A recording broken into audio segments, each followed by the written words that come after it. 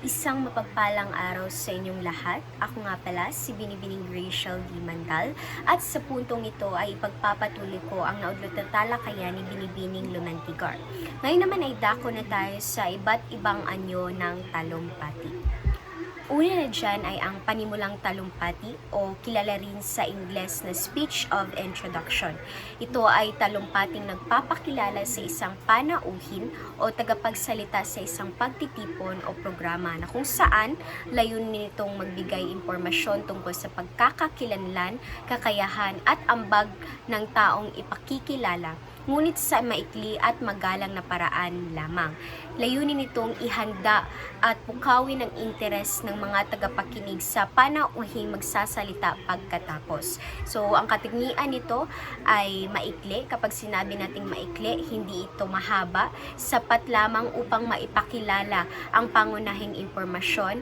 Ito ay magalang na kung saan ginagamitan ito ng mga marikit at magagalang na pananalita at nakakapukaw ng interes na kung saan nagbibigay ito ng inspirasyon o interes sa mga tagapakinig o sa madla upang pakinggan ang susunod na tagapagsalita. Halimbawa na lamang nito, mga Ginoo at Ginang, isang karangalan kong ipakikilala sa inyo ang pangunahing tagapagsalita, isang manunulat, guro at tagapagtaguyod ng wikang Filipino, si Dr. Catherine T. Eliaga. Ang ikalawa naman ay tinatawag na talumpati ng pagbibigay galang o kilala rin sa Ingles na Speech of Courtesy.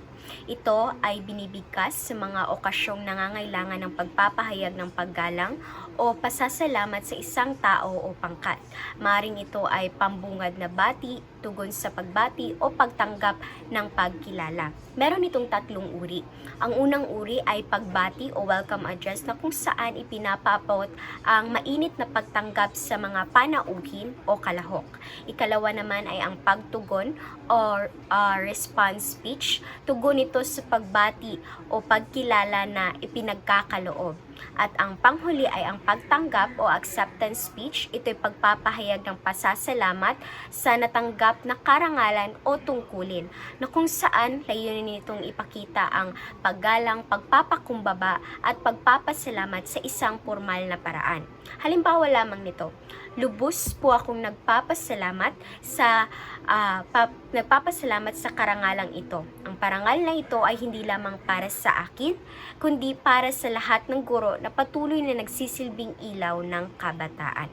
Pangatlo, ang talumpati ng parangal o tinatawag sa Ingles na Speech of Tribute.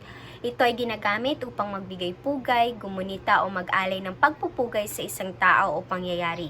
Madalas itong marinig sa mga seremonya ng pagkilala, pamamaalam o paggunita sa mga bayani at yumaong mahal sa buhay.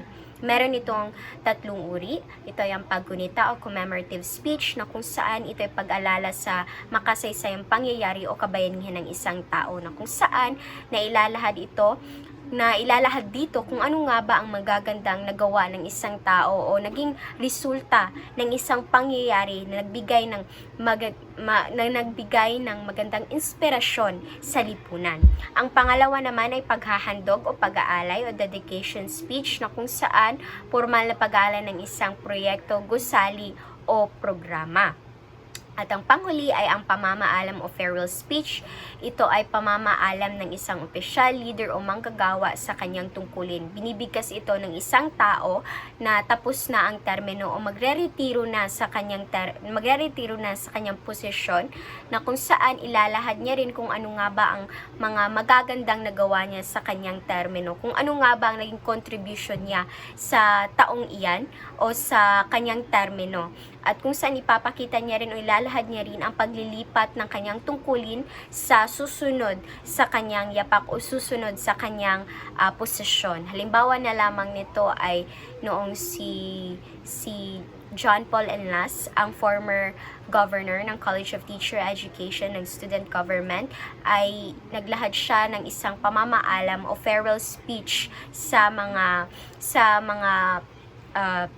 officers at mga teachers na kung saan inilahad niya kung ano nga ba ang mga nagawa niya sa termino niya at inilahad niya rin kung sino ang susunod sa kanyang termino na kung saan ito ay si Justin John T. Ventula na kung saan ipinapasa na niya ang tungkulin niya sa susunod na gobernador. Halimbawa naman ito ay sa ating mga kasamahan na magre-retiro. Maraming salamat sa mga taon ng paglilingkod, ang inyong dedikasyon, ang patuloy na nagbibigay inspirasyon sa mga susunod na salin lahi.